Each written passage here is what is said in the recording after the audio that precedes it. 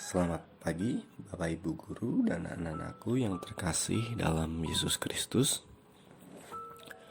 Mari sebelum kita boleh belajar pagi hari ini, kita akan bersaat teduh sejenak sebelum mendengarkan renungan pagi hari ini. Mari bersaat teduh di hadapan Tuhan.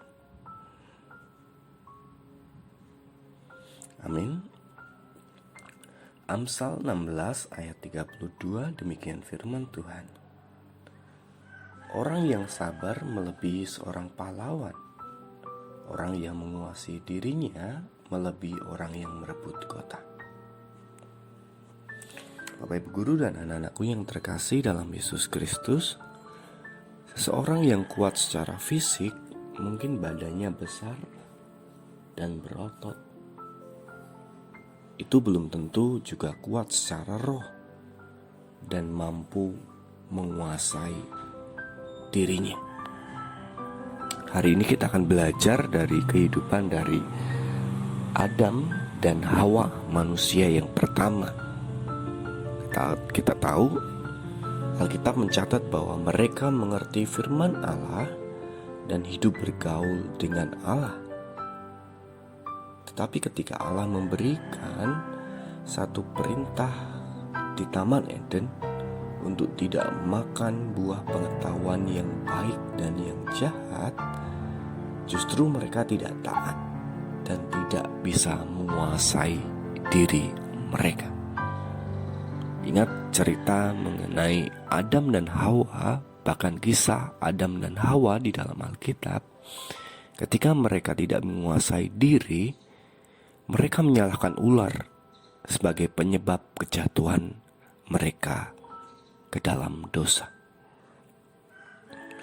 Bapak Ibu Guru dan anak-anakku yang terkasih dalam Yesus Kristus, arti penguasaan diri adalah dapat mengendalikan diri, mampu mengontrol diri, atau suatu kekuatan dalam diri seseorang untuk menjauhkan diri dari dosa dan tidak menuruti keinginan daging.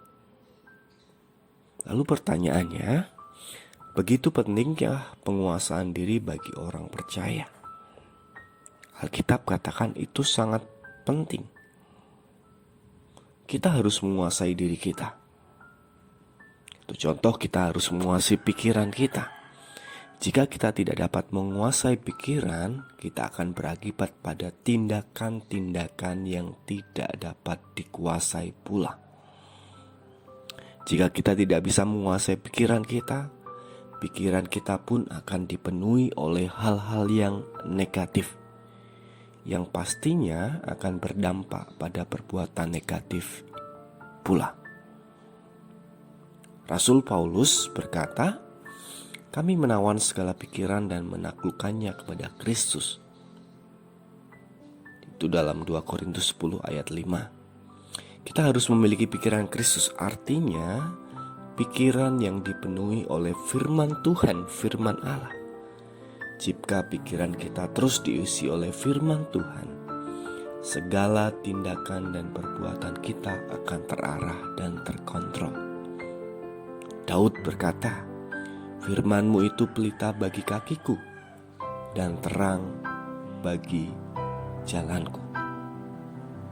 Bapak Ibu Guru dan anak-anakku yang terkasih dalam Yesus Kristus, memiliki pikiran Kristus berarti kita juga mencari dan memikirkan perkara yang di atas, di mana Kristus ada duduk di sebelah kanan Allah.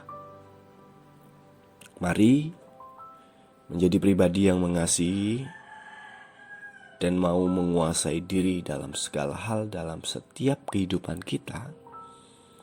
Dan pada akhirnya kita menjadi orang-orang yang boleh melakukan kebenaran firman Tuhan dalam hidup kita hari lepas hari.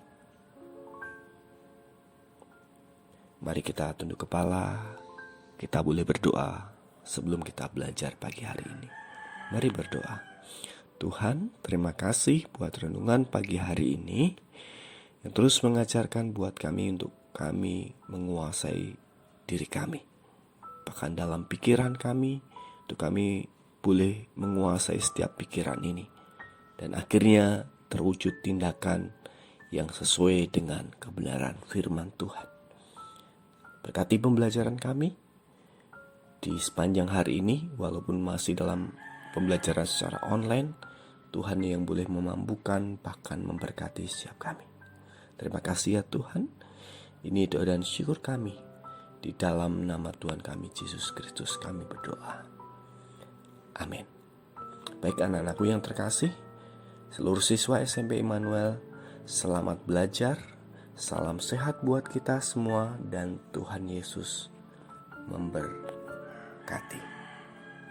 Amin.